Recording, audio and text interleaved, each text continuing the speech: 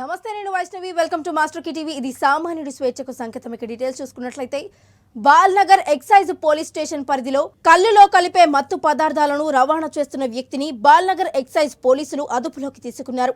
బోయినపల్లి నుండి బాల్నగర్ కు వస్తున్న క్రమంలో వాహనాలు తనిఖీ చేస్తుండగా కారులో ఈ మత్తు పదార్థాన్ని తరలిస్తున్నట్లు గుర్తించారు. మహారాష్ట్రలోని రాజుబాయ్ అనే వ్యక్తి నుండి కొనుగోలు చేసి వీటిని తీసుకొని వస్తుండగా రామాగౌడ్ను అదుపులోకి తీసుకుని నిందితుడిపై కేసు నమోదు చేశామని వారు తెలిపారు. చెప్పడం జరిగింది.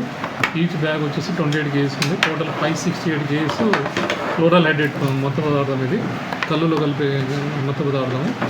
సో ఆ పర్సన్ని బాచుపల్లి రామాగౌడ్ అనే పర్సన్ అదుపులో తీసుకున్నాము. ఇతను ఎక్కడికి వెళ్ళి తీసుకొస్తున్నాం విచారించగా మహారాష్ట్ర బాంబేలో రాజుబాయ్ అనే అన్నోన్ పర్సన్ దగ్గర తీసుకొస్తానని చెప్పాడు. అతని డీటెయిల్స్ కొంచెం వివరం చెప్పమంటే రాజుబాయ్ అనే తప్ప మీద వివరాలు తెలియదని చెప్తున్నాడు. సో అతని ఇచ్చిన సమాచారం మేరకు మా డిపార్ట్మెంట్ సంబంధించినటువంటి కొన్ని బృందాలను ఆదిలాబాద్లో కొంతమంది పేర్లు చెప్పాడు. వాళ్ళందరినీ తీసుకురావడం కోసం టీమ్స్ పంపించడం జరిగింది. ఇప్పుడు మాత్రం ఈ పర్సన్ మాత్రం అరెస్ట్ చేసేసి పర్సన్ని and vehicle and contraband 568 kgs రా క్లోరైడ్ని మేము కూడా అదుపులో తీసుకుని బాలనగర్ ఎక్సైజ్ సిబ్బంది కేసు రిజిస్టర్ చేశారు. రిమైనింగ్ 6 మంది పేర్లు చెప్పాడు. 6 మందిలో 5 మంది. వికారాబాద్ నియోజకవర్గంలో ఎలాంటి అభివృద్ధి జరగలేదని, కాంగ్రెస్ ప్రభుత్వంలో అభివృద్ధి చేసుకుందామని తెలంగాణ రాష్ట్ర శాసన సభాపతి వికారాబాద్ నియోజకవర్గం ఎమ్మెల్యే గడ్డం ప్రసాద్ కుమార్ అన్నారు. వికారాబాద్ నియోజకవర్గంలోని బంటారం మండల కేంద్రంలో ప్రజాపాలన కార్యక్రమంలో ఆయన ముఖ్య అతిథిగా పాల్గొన్నారు. అనంతరం ఎమ్మెల్యే మాట్లాడుతూ గత ప్రభుత్వ హయాంలో ఎలాంటి అభివృద్ధి చెందలేదని ఆరోపించారు. 1,16తో పాటు మీరు బంగారం కావాలంటే తులం బంగారం ఇస్తుంది, లేదు బంగారం వద్దంటే 1,60,000 రూపాయలు చెక్ మీకు ఇస్తుంది.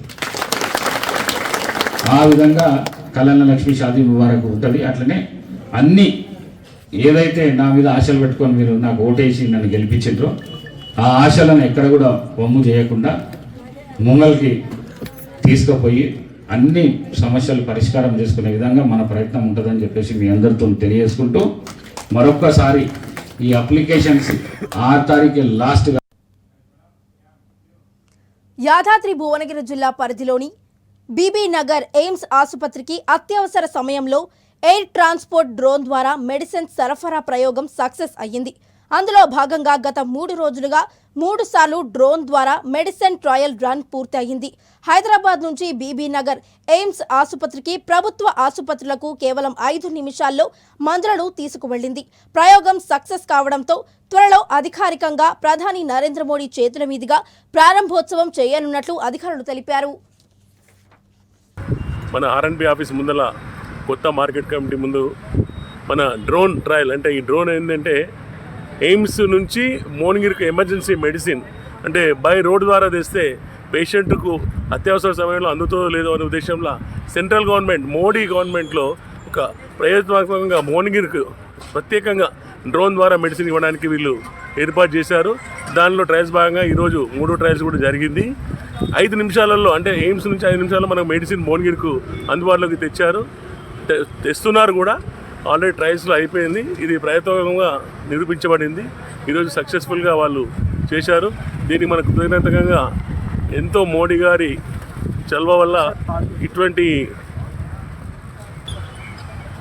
ఇది మరి ఇంకొక అడ్వాన్స్ ఫీచర్ ఏంటంటే ఒక 25 కిలోల మెడిసిన్ ఒకేసారి 5 నిమిషాల్లో మోనగిరికి ఎయిమ్స్ నుంచి చేర్చడానికి మంచి అవకాశం ఉన్నటువంటి డ్రోన్ వాళ్ళు ఏర్పాటు చేశారు. ఇంకా ముందు కూడా ఇంకా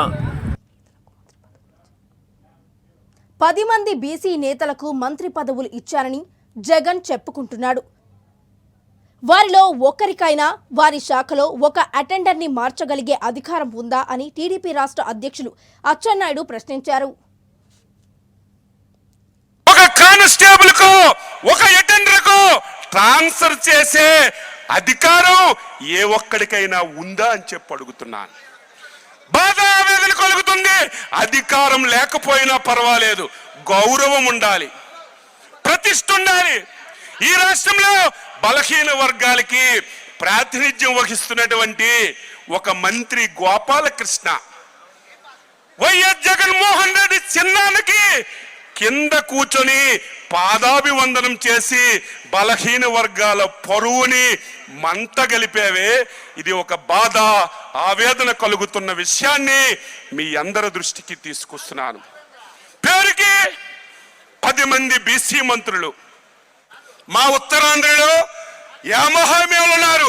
ధర్మాన ప్రసాద్, బొత్స సత్యనారాయణ, నిన్న మొన్నటి వరకు చంద్రబాబు నాయుడికి తిట్టు తిట్టకుండా తిట్టినటువంటి అనకాపల్లి ఎమ్మెల్యే, ఆయన పేరు కోడిగుడ్డు అమర్నాథ్, టిక్కెట్ కూడా ఇవ్వలేదు. వీళ్ళంతమంది బీసీలు ఉత్తరాంధ్రలో ఉంటే వీళ్ళకి పరిపాలన చేత కానట్టుగా, వీళ్ళకి అక్షరాలు లాన్నట్టుగా ఉత్తరాంధ్రని వారి చిన్నాన్న పెద్దిరెడ్డికి మొత్తం రాసేశాడు. ఈరోజు కోస్తా జిల్లాలకి పెద్దిరెడ్డి, సుబ్బారెడ్డి, ఉత్తరాంధ్ర తమ సమస్యలు పరిష్కరించాలని మూకుమ్మడిగా పారిశుద్ధ్య కార్మికులు తిరువూరు మున్సిపల్ కమిషనర్ కాళ్లను పట్టుకున్నారు. ఈ నేపథ్యంలో ప్రభుత్వానికి తమ డిమాండ్లను తెలియజేయాలని ప్రాధేయపడ్డారు.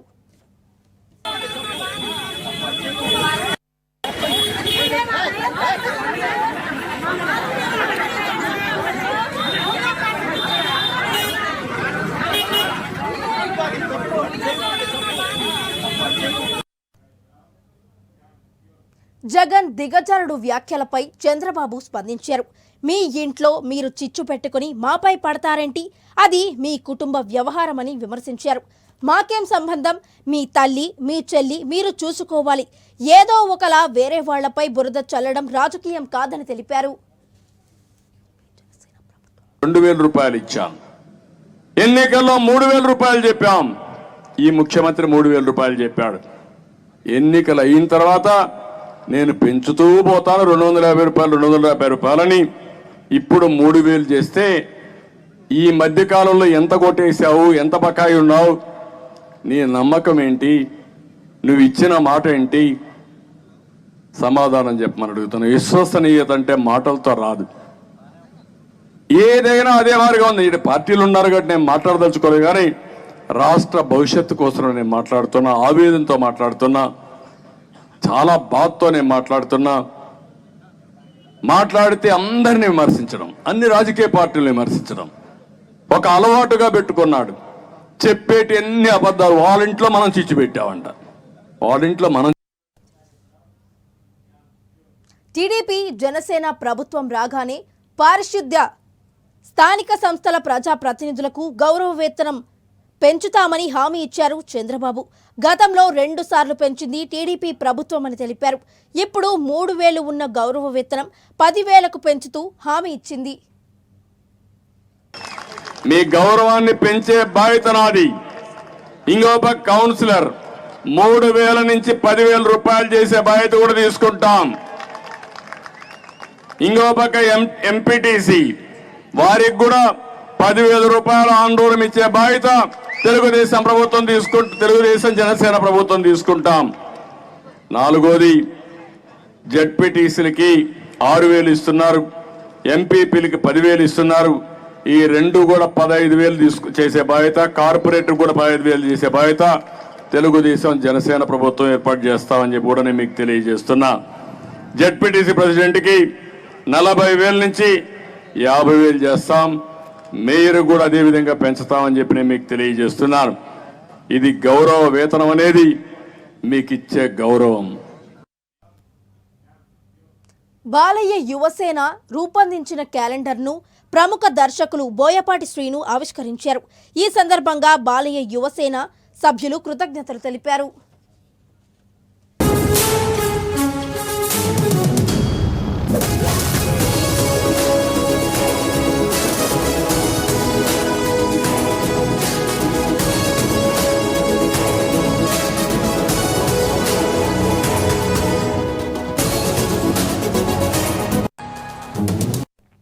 బులెటిన్ బులెటిన్లో షార్ట్ బ్రేక్. ప్రజా ప్రభుత్వం కొలువైన నెల రోజుల్లోనే అభయహస్తం గ్యారంటీల అమలుకు శ్రీకారం. రాష్ట్ర ముఖ్యమంత్రి శ్రీ యనుమల రేవంత్ రెడ్డి గారు, ఉప ముఖ్యమంత్రి శ్రీ బట్టి విక్రమార్క మల్లు గారు మరియు రాష్ట్ర మంత్రివర్గం చేతుల మీదుగా ప్రజా పాలన ప్రోగ్రాం ప్రారంభం. డిసెంబర్ 28, 2023 నుండి జనవరి 6, 2024 వరకు ప్రజా పాలన దరఖాస్తుల స్వీకరణ. ఈ ప్రజా పాలన దరఖాస్తులో మహాలక్ష్మి, రైతు భరోసా, ఇందిరమ్మ ఇండ్లు, గృహజ్యోతి, చేయూత గ్యారంటీల లబ్ధి కొరకు అప్లై చేసుకోవచ్చు. ప్రగతి పదం, సకల జనహితం, మన ప్రజా ప్రభుత్వం. Welcome back. 4 నెలలకోసారి ప్రజాపాలన కొనసాగుతుందని సిఎస్ శాంతికుమారి వెల్లడించారు. 4 నెలలకోసారి ప్రజాపాలన కార్యక్రమం నిర్వహించాలని ప్రభుత్వం నిర్ణయించింది. ఇప్పుడు దరఖాస్తు చేయలేని వారు ఆ సమయంలో దరఖాస్తు చేసుకోవచ్చని వారు తెలిపారు. తెలంగాణ ప్రభుత్వం ప్రతిష్టాత్మకంగా నిర్వహిస్తున్న ప్రజాపాలన సదస్సులపై తెలంగాణ ప్రభుత్వం ప్రధాన కార్యదర్శి శాంతికుమారి కీలక ప్రకటన చేశారు.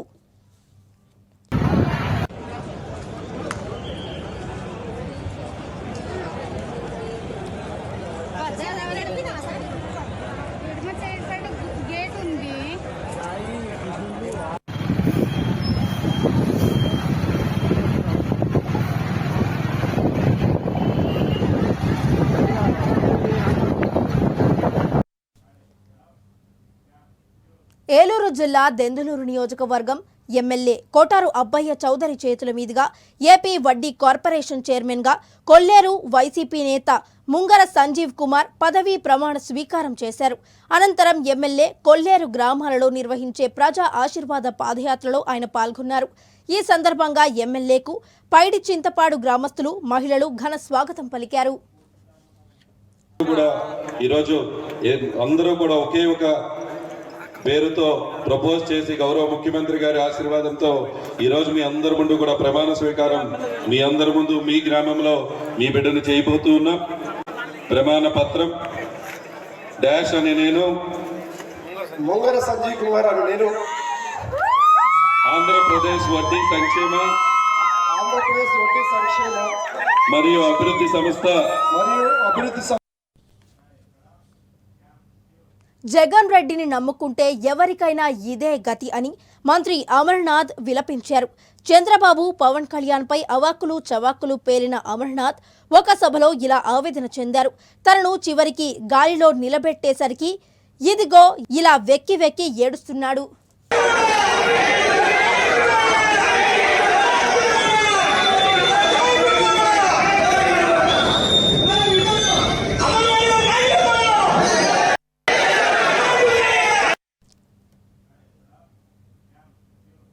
ఉద్యోగ ఉపాధ్యాయులను వేధిస్తే రాష్ట్ర ప్రభుత్వానికి పుట్టగతులుండవని యూటీఎఫ్ రాష్ట్ర కార్యదర్శి బి లక్ష్మీరాజా, జిల్లా అధ్యక్షులు విజయ్ కుమార్, పాలెం మహేష్ బాబులు హెచ్చరించారు. యూటీఎఫ్ రాష్ట్ర కమిటీ పిలుపు మేరకు కడప కలెక్టరేట్ ధర్నా నిర్వహించారు.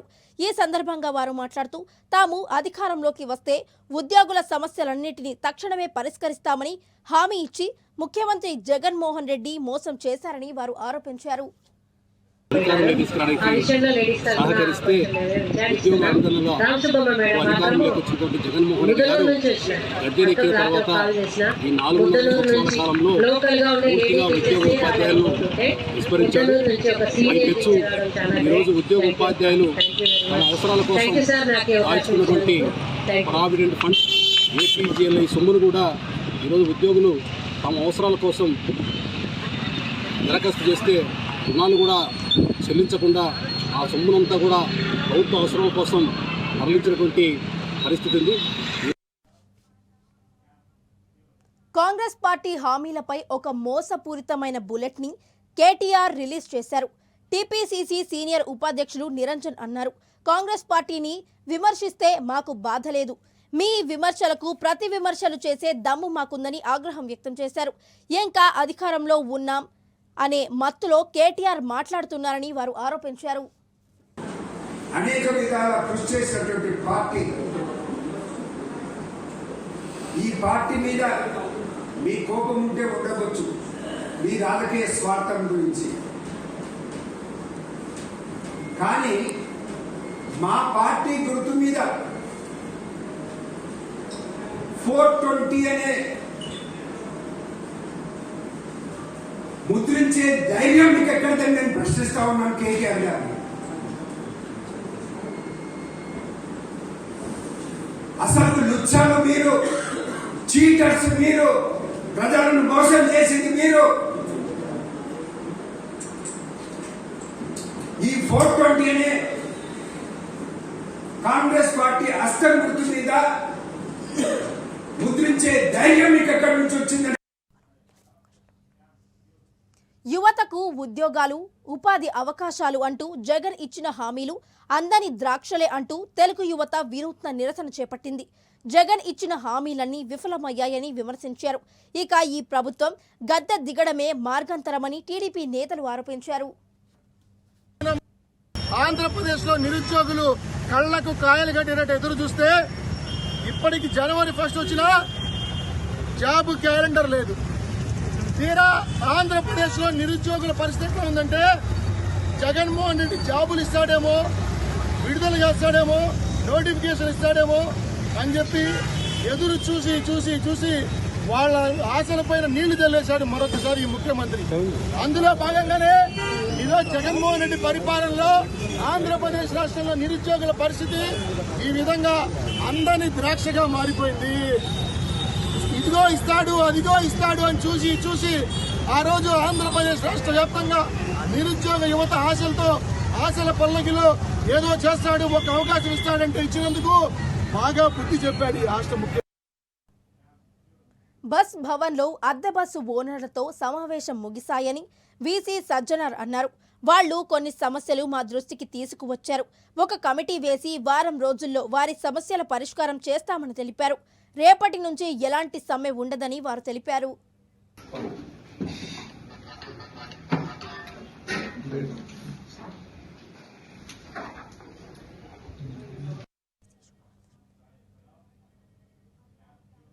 అయ్యప్పలకు, అయ్యప్ప స్వామి భక్తులకు టీఎస్ఆర్టీసీ శుభవార్త చెప్పింది. స్వామివారి దర్శనం కోసం వెళ్లే భక్తులకు శబరిమలకు ప్రత్యేక బస్సులను ఏర్పాటు చేస్తున్నట్లు టీఎస్ఆర్టీసీ ప్రకటించింది. జనవరి 5వ తేదీ నుంచి బస్సు సర్వీసులు ప్రారంభమవుతాయని వారు తెలిపారు.